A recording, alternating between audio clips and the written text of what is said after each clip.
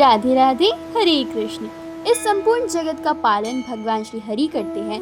छोटे से छोटी चींटी से लेकर बड़े से बड़े गजराज को भी प्रतिदिन उनके उपयुक्त भोजन वो प्रदान करते हैं और इस प्रकार संपूर्ण संसार का पालन करते हुए स्वयं भगवान जगन्नाथ इस संपूर्ण सृष्टि का संचालन करते हैं।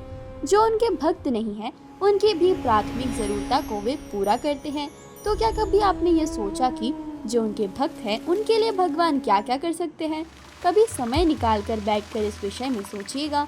तो चलिए इसी विचार के साथ आरंभ करते हैं हमारी आज की आषाढ़ मास की कथा। श्री सूत गोस्वामी ने कहा, हे ब्राह्मणों, अब आप मुझसे घोण तीर्थ का महत्तम सुनिए। महापापों में तत्पर चांडल कुल में सबसे नीच क्रूर कुल का नाश करने वाला कष्ट प्रदायक दान शून्य, जिसने कभी सत्कर्म नहीं किए हैं, जो पशु का घाती है, परद्रोही है, दूसरों की निंदा और चुगली करता है, जो असत्य वचन बोलता है, जो पाखंडी मित्रद्रोही, कृतज्ञ और भ्रूण हत्या करता है, जो परस्त्रीगामी है, जो अपने स्वामी से द्रोह करता है, जो ठंग है, लोभी है, पितुघाती है, देवताओं से विमुख है, आत्म प्रशंसा करने वाला है, शठ है, अयोग्य पात्र के लिए व्याय करने वाला है, हर प्रकार के धर्म में बाधा उत्पन्न करने वाला है, जो अनुकूलता में अंतर डालता है, जो फल फूल और फलवों से युक्त वृक्ष को काट देता है,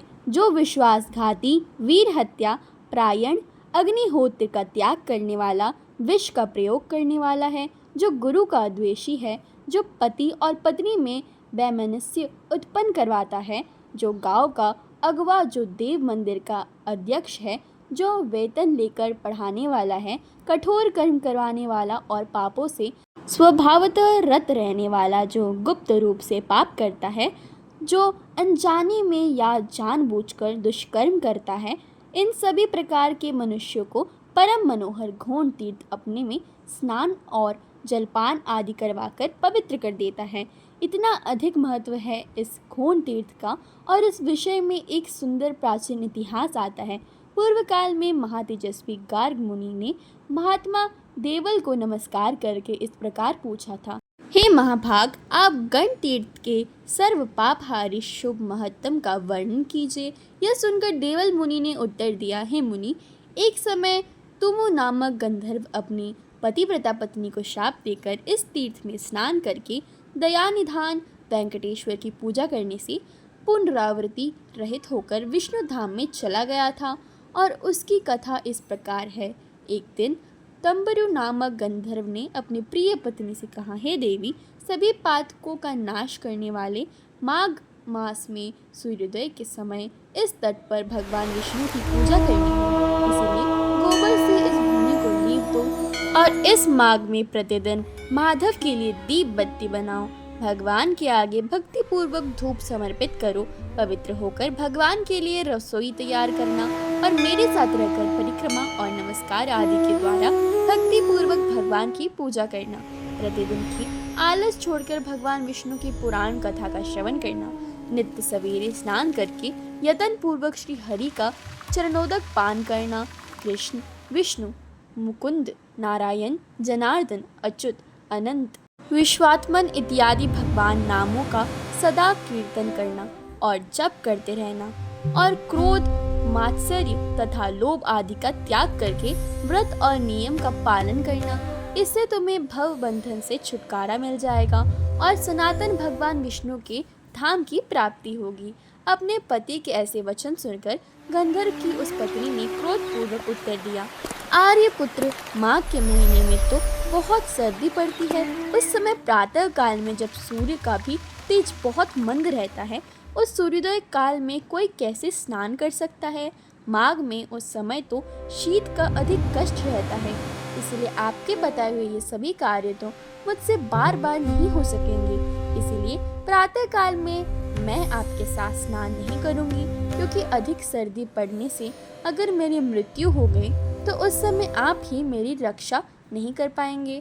अपनी पत्नी के ऐसे वचन सुनकर तुमनों ने सोचा, धर्म विरुद्ध चलने वाले पुत्र को, अप्रिय वचन बोलने वाली पत्नी को और ब्राह्मण तथा ईश्वर को ना मानने वाले राजा को तत्काल श्राप देकर दंड देना चाहिए। इस प्रकार नीति का विचार करते हुए गंधर्व ने अपनी सती पत्नी को इस प्रकार श्राप दिया। उसने कहा, हे मूढ़मते, 100 पातकों का नाश करने वाले परम पुण्यमय वेंकटाचल पर घोण तीर्थ के समीप जो पीपल का वृक्ष है, उसके खोपले में तू मेंढकी बनकर रह जा। पति देव की यह बात सुनकर वह गंधर्व वल्लभा पत्नी उनके चरणों में गिर पड़ी और प्रार्थना करने लगी। तब तुम्बरु ने उसे श्राप से मुक्त होने की एक अवधि बताई। उन्होंने कहा कि अपने इंद्रियों पर विजय पाने वाले परम तपस्वी महाभाग अज्ञ मुनि जब माघी पूर्णिमा के दिन परम उत्तम घोण तीर्थ में जाकर स्नान करेंगे और उस पीपल वृक्ष के पास बैठकर शिष्यों को घोण तीर्थ का महत्व बताएंगे, उस समय पीपल के खोखले में ही एकाग्र चित्त होकर तुम इन सब का श्रवण करना। जब तुम इस प्रकार इस महात्म्य को सुनोगी, तब समस्त पापों का नाश करके मेरे साथ वापस आ जाओगी। गंधर्व के ऐसा कहने पर उसकी धर्म पत्नी चुप हो गई। स्वामी के श्राप से उसने मेंढक के शरीर में प्रवेश किया और धीरे धीरे शेषाचल के शिखर पर घोंड तीर्थ के दक्षिण में उस पीपल वृक्ष के खोखले में जाकर रहने लगी। उसके बाद किसी समय अगस्त्य मुनि मनोहर वेंकटाचल पर्वत पर आए। उन्होंने नियम पूर्वक स्वामी तीर्थ में स्नान किया और फिर वराह स्वामी को नमस्कार किया। उसके बाद उस तीर्थ के दक्षिण वेंकटेश जी के मंदिर में जाकर वेदों के द्वारा जानने योग्य विशाल नेत्र वाले सनातन देव देव दया निधान श्रीनिवास जी को मस्तक झुकाया। उसके बाद वे घोण तीर्थ में गए और वहां शिष्यों के साथ उस श्रेष्ठ तीर्थ में स्नान करके उसी पीपल वृक्ष की छाया में जाकर बैठे। उस समय उन्होंने अपने शिष्यों से भक्ति पूर्वक घोण तीर्थ का महत्व कह सुनाया, जो कि ब्रह्म हत्या का नाश करने वाला और संपूर्ण मंगल और समस्त संपदाओं का देने वाला था। इस महत्व को सुनकर वह मेंढकी पूर्ववत गंधर्व पत्नी के सुंदर स्वरूप को प्राप्त हो गई। योगी अगस्त्य के चरणों में गिरते हुए उसने कहा, हे योगियों में श्रेष्ठ, हे दया निधान अगस्त्य जी, मेरी रक्षा कीजिए। हे ब्राह्मण, मैं पति के वचनों का विरोध करने वाली स्त्री हूँ, दया करके मेरी रक्षा कीजिए। उसकी ऐसी बात सुनकर ऋषि अगस्त्य ने कहा, हे देवी, तुम्हारे पति की बुद्धि बड़ी तीक्ष्ण है। उन्होंने जो रोष में आकर तुम्हें श्राप दिया था, वह पति के वचनों का विरोध करने वाले तुम जैसी स्त्री के लिए उचित ही था। जो स्त्री पति के वचनों की अवहेलना करके अपनी इच्छा के अनुसार बर्ताव करती है, वह जब तक चंद्रमा और तारे रहते हैं तब तक घोर नरक में निवास करती है। स्त्रियों के लिए स्वतंत्रता उचित नहीं है। उन्हें पति की आज्ञा का उल्लंघन नहीं करना चाहिए। स्त्रियों पति की सेवा और पतिव्रति रूप पुण्य से ही भगवान विष्णु के परम धाम में जा सकती है। स्त्रियों के लिए पति ही माता है, पति ही विष्णु है, पति ही ब्रह्म है और पति ही शिव है, पति ही गुरु है और पति ही तीर्थ है। ऐसा विद्वान पुरुषों का कहना है। पति की बात को टालकर जो स्त्री दूसरे पुण्यों में सदा लगी रहती है, वह शुद्ध नहीं हो पाती।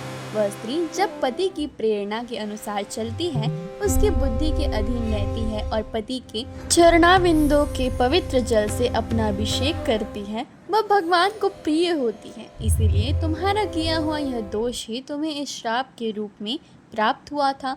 उसे यहाँ भोग कर घोण तीर्थ का महत्व सुनते सुनते तुम्हारी उस श्राप से मुक्ति हो गई है। अब पहले के ही समान तुम्हें सुंदर अंगों वाला नारी रूप पुनः प्राप्त हुआ है। इसीलिए विद्वान पुरुष घोण तीर्थ को परम पवित्र मानते हैं।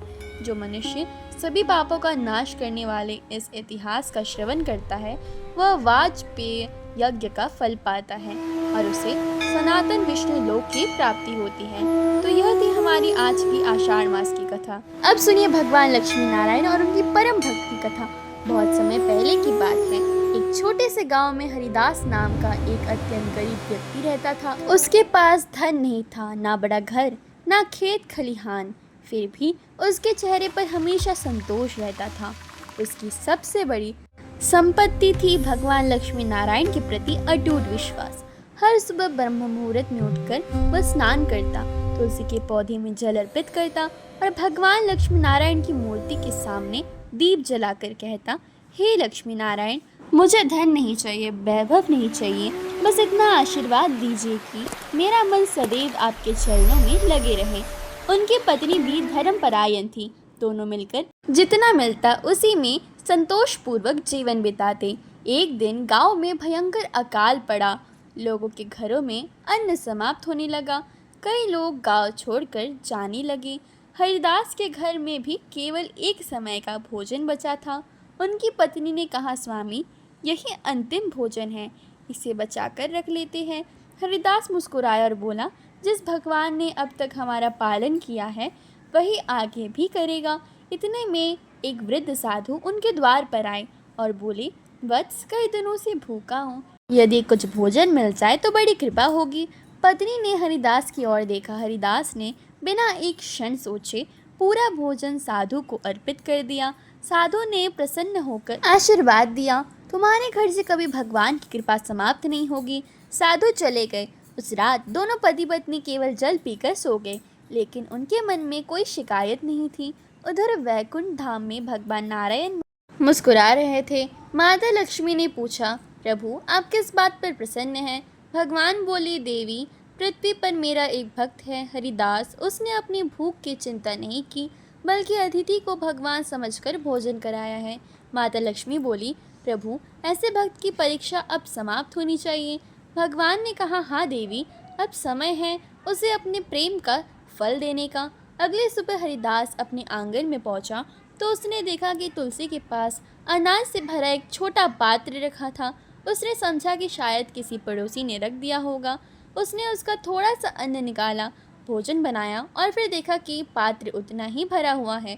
धीरे धीरे उसे समझ में आया कि यह कोई साधारण पात्र नहीं, बल्कि भगवान की कृपा है। परंतु हरिदास ने उस अन्न को कभी अपने लिए संग्रह नहीं किया। वह रोज जरूरतमंदों में बांटता और स्वयं उतना ही रखता जितना आवश्यकता होती। उसकी उदारता की चर्चा पूरे राज्य में फैल गई। राजा ने उसे राजमहल में बुलाया और पूछा, तुम्हारे पास यह अद्भुत संपत्ति कहाँ से आई? हरिदास ने विनम्रता से उत्तर दिया, महाराज, यह मेरी नहीं, भगवान लक्ष्मी नारायण की कृपा है। कृपा का प्रदर्शन नहीं, सेवा करनी चाहिए। राजा उसके उत्तर से अत्यंत प्रभावित हुए। कुछ समय बाद भगवान ने उसकी एक और परीक्षा लेने का विचार किया। एक रात चोरों का एक दल उसके घर पहुंचा। उन्होंने सोचा कि हरिदास के पास अवश्य बहुत धन होगा। उन्होंने घर की पूरी तलाशी ली, लेकिन उन्हें केवल भगवान की मूर्ति, तुलसी की माला, शास्त्र और कुछ साधारण वस्तुएं ही मिली। चोरों के सरदार ने क्रोध में पूछा, सारा धन कहाँ छिपाया है? हरिदास ने शांत स्वर में कहा, मेरे पास धन नहीं है, केवल भगवान का नाम, यदि चाहो तो वही ले जाओ। उसके शब्द सुनकर चोरों का हृदय पिघल गया। वे उसके चरणों में गिर पड़े और बोले, आज तक हमने बहुत धन लूटे हैं, लेकिन ऐसा धनी मनुष्य कभी नहीं देखा। हरिदास ने उन्हें समझाया, सच्चा धन सोना चांदी नहीं, सदाचार और भगवान का स्मरण है। उस दिन के बाद वे चोर भी धर्म के मार्ग पर चले लगे। कुछ वर्षों बाद गांव में एक भाग्य लक्ष्मी नारायण मंदिर बनने का विचार हुआ। सब लोगों ने हरिदास से कहा कि वह चमत्कारी पात्र से मंदिर बनवा दे। हरिदास ने कहा, मंदिर केवल धन से नहीं, श्रद्धा से बनता है। हर व्यक्ति अपनी श्रद्धा के अनुसार योगदान दे। गांव के बच्चों ने मिट्टी ढोई, महिलाओं ने सेवा की, किसानों ने पत्थर दिए और कारीगरों ने श्रम दान किया। कुछ ही समय में सुंदर मंदिर बनकर तैयार हो गया। मंदिर के प्रथम उत्सव के दिन एक दिव्य प्रकाश प्रकट हुआ। सभी लोगों ने देखा कि स्वयं भगवान लक्ष्मी नारायण दिव्य स्वरूप में प्रकट हुए हैं। भगवान ने कहा, हरिदास, तुमने कभी मुझसे धन नहीं मांगा, तुमने केवल भक्ति मांगी, इसलिए आज मैं स्वयं तुम्हें दर्शन देने आया हूँ। हरिदास की आंखों से आंसू बहने लगे। उसने हाथ जोड़कर कहा, प्रभु, यदि आप मुझसे प्रसन्न हैं तो मुझे केवल इतना वरदान दीजिए कि अंतिम श्वास तक आपका नाम मेरे हृदय में बसे रहे। माता लक्ष्मी मुस्कुराई और बोली, वत्स, जहाँ निष्काम भक्ति, सेवा, संतोष और दया होती है, वहाँ हमारा स्थायी निवास होता है। भगवान नारायण ने अपना वरद हस्त हरिदास के सिर पर रखा और कहा, तुम्हारा नाम युगों तक इस बात का संदेश रहेगा कि सच्ची भक्ति का आधार धन नहीं, विश्वास है। यह कहकर भगवान अंतर्ध्यान हो गए। उस दिन के बाद उस गांव में कोई भूखा नहीं सोता था। लोग एक दूसरे की सहायता करते, भगवान का स्मरण करते और हरिदास के जीवन से प्रेरणा लेते। कथा की शिक्षा, भगवान लक्ष्मी नारायण को दिखावा नहीं, सच्ची श्रद्धा प्रिय है। जो व्यक्ति निष्काम भाव से सेवा करता है, उस पर भगवान और माता लक्ष्मी दोनों की कृपा बनी रहती है। धन से बड़ा धन संतोष, दया और भक्ति है। जहाँ प्रेम, सेवा और भगवान का स्मरण होता है, वहीं वास्तविक लक्ष्मी का वास होता है। अगर आपको हमारे वीडियोस अच्छे लगते हैं तो हमारे चैनल को सब्सक्राइब कर दीजिए, वीडियो को लाइक कर दीजिए। जय श्री कृष्ण, राधे राधे।